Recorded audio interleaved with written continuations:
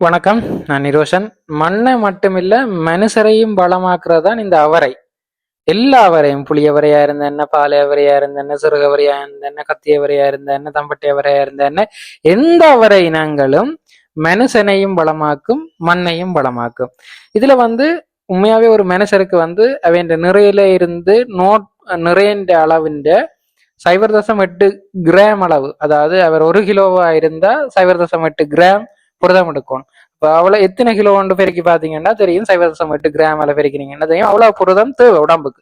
ஆனா நாங்க அவ்வளவுக்கு புரதம் சாப்பிடுறோம் இல்லை. இந்த புரதம் அதாவது 100 கிராம் அவரை குடும்பத்துல இதை சமைச்சு சாப்பிட்டோம்னா 20 தொடக்கம் 25 கிராம் புரதம் இருக்கும். இது கண்ணுக்கு நல்லது.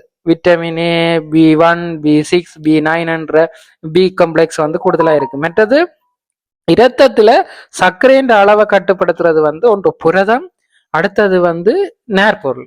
இந்த புரதம் எல்லா சர்க்கரை நோயாளிகளுக்கும் தேவை. மற்றது அடுத்த விஷயம் என்னன்னா, இந்த புரதம் கூடுதலாக இருக்கிறதுனால கொஞ்சம் மலத்தை கட்டும் தன்மை இருக்குது. அதனால நாங்க நேர்த்தன்மையா கூடின உணவுகளையோ அல்லது தயிர் அப்படியான உணவுகளையோ நாங்க சேர்த்து சாப்பிட உடல்ல நல்ல ஒரு வலிமையான இரும்பு சத்தையும் அதிகரித்து கொள்ளக்கூடிய மாதிரி இருக்கும். நன்றி.